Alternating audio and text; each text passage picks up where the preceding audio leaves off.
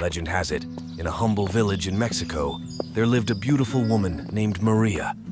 Her beauty was renowned throughout the region, attracting many suitors. However, Maria, proud and discerning, desired only the most handsome and wealthy man. One day, a charming nobleman rode into the village, captivating Maria instantly with his striking looks and majestic presence. Equally enchanted by Maria's beauty, he courted her fervently, and soon they were wed in a grand ceremony. Maria's life seemed perfect. She bore 2 beautiful children, a boy and a girl, and her home was filled with laughter and joy. However, as time passed, the nobleman's attentions waned. He spent less time at home, often away on business trips, and frequently visited other villages. Maria's heart ached with loneliness and suspicion, fearing her husband had found another woman. Her vibrant happiness began to fade, replaced by a growing sense of dread and heartbreak. This sense of betrayal planted the seeds of a tragic and dark path, leading Maria to a desperate and fateful decision that would forever change her destiny and give birth to the haunting legend of La Llorona, the weeping woman. Maria's life took a dark turn as she succumbed to the suspicion and loneliness that grew in her heart. The once vibrant and joyous woman became a shadow of her former self, her radiant beauty fading as worry and despair took their toll. Each day she watched the path where her husband would ride off, his absences growing longer and more frequent.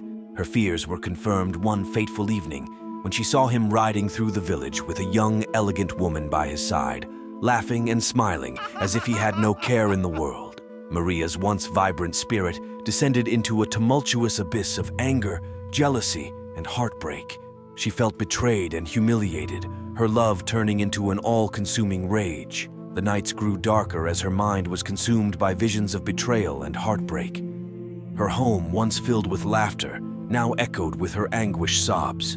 She became withdrawn, her interactions with her children growing cold and distant as she spiraled deeper into her madness. The village began to notice the change in Maria. Her once bright eyes were now hollow and lifeless, and her beautiful hair, which had always been her pride, became tangled and unkempt.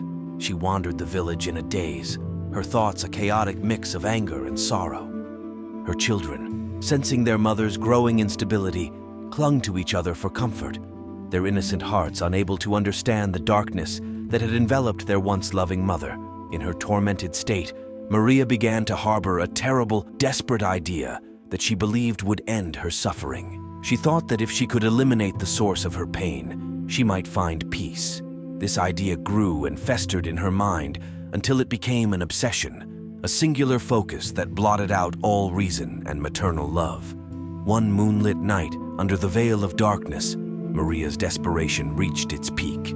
Driven by the madness that had taken hold of her soul, she took her children to the river. The night was unnaturally still, the usual sounds of the village eerily absent. The children, sensing something was terribly wrong, held tightly to Maria, their innocent eyes wide with fear. Maria, her mind clouded with sorrow and rage, led them to the riverbank.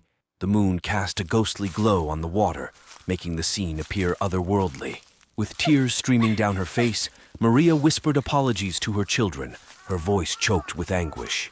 She believed that ending their lives would free them from the pain she felt, a twisted logic born from her shattered state of mind. As she plunged her children into the cold, unforgiving water, their cries filled the night, mingling with her own tortured sobs. She held them under until their struggles ceased, their lifeless bodies carried away by the river's current. The reality of her actions hit Maria like a thunderbolt. The weight of her deeds crushed her spirit, turning her rage into overwhelming sorrow and guilt. She let out a heart-wrenching scream that echoed through the night, a cry so filled with pain that it chilled the blood of those who heard it. Overcome by grief and unable to live with what she had done, Maria threw herself into the river, hoping to reunite with her children in death. But instead of finding peace, Maria was condemned to wander the earth for eternity. Her spirit, now known as La Llorona, the weeping woman, haunts rivers and waterways, endlessly searching for her lost children. Her mournful cries pierce the night air, a chilling reminder of her tragic tale and the dire consequences of unchecked grief and jealousy. The tale of La Llorona endures, passed down through generations as a haunting reminder of the tragic consequences of despair and jealousy. Her ghostly figure, dressed in white with long, tangled hair, continues to drift along rivers and waterways, her mournful cries echoing through the night. The villagers tell her story with a mix of fear and reverence, knowing that her presence is as much a part of their lives as the land itself. Parents warn their children to stay away from the water's edge after dark, for La Llorona is said to seek out young souls to replace the children she lost. Her cries of mis hijos, send chills down the spines of those who hear them, a chilling reminder of her eternal sorrow. The story of La Llorona serves not only as a cautionary tale, but also as a poignant lesson on the dangers of letting grief and anger consume one's soul.